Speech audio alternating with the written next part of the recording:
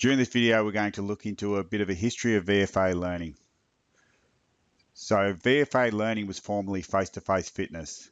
Now that business originally commenced operating in 1997. And at that stage, it was a provider of something called VFA courses. So VFA courses were fitness instructor courses at the time, and you had to do a VFA course in Victoria to be able to work as a gym instructor.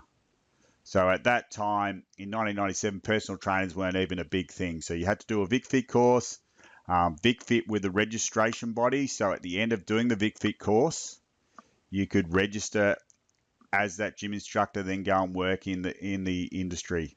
Now, a VFA course was outsourced to certain providers around Victoria, and face-to-face fitness was one of them. So basically, we had to do all the training. They paid us, but then at the end of the course, they paid VFA $30, and VFA came out and got them to sit a test. If they passed that test, they became instructors. Now, if you compare it to what we've got at the moment with the number of assessment tasks, at that point, they used to do a test. I think it had 80 multiple choice and true, false questions. So a lot less complex than what we deal with today. So as a summary, VFA courses, they were the peak fitness industry body. The courses ran 2 nights per week, and they did 2 multiple choice tests spread throughout the course. One halfway and one at the end. And during that time, when we set up the business as face-to-face fitness, we ran it through the KD Stewart Centre at Deakin University. So that's where the business operated from 1997 to 2007.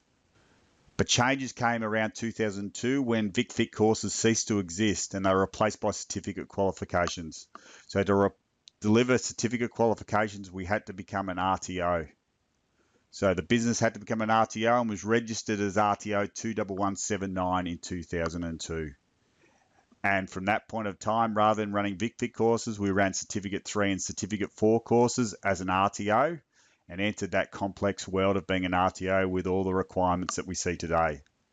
So until 2007, face-to-face fitness continued to operate from the KD Stewart Centre at Deakin, delivering Certificate 3 and Certificate 4 in fitness courses and educating hundreds and hundreds of fitness instructors and personal trainers in Victoria. But in 2008, a number of changes occurred to the business. So in 2008, face-to-face fitness became Victorian Fitness Academy, which would in 2014 become VFA Learning.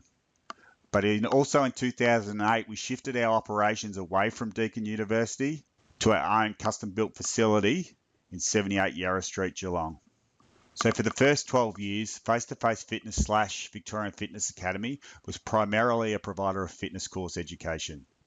We had 2 major cohorts of students, our traditional students that were either studying with us overnight to become gym instructors or personal trainers or full-time during the day, or school-based trainees, which you'd be familiar with by now because we run a number of school-based trainees, but that program started around 2006. And at that stage, we were partnering with other organisations to do it.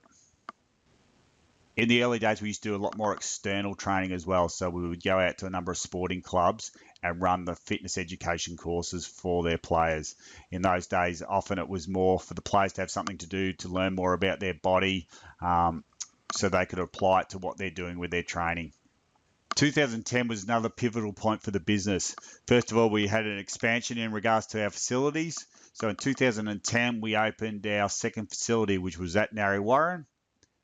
And in 2017, we opened a campus in the city. Now, in between that time, in 2012, we opened a campus at Essendon Fields, but we closed that facility to replace it with the city campus in 2017. So at any time, we've had 3 major campuses operating. So as we speak, in 2018, we've got a campus in the city, a campus in Geelong, and a campus in Narre Warren. But also in 2010, we started to expand our course offering. So as you're aware, until 2010, we'd been a provider of fitness courses. But in 2010, we started offering our first diploma of massage and Certificate 4 in massage. In 2012, we had the childcare qualifications added to scope.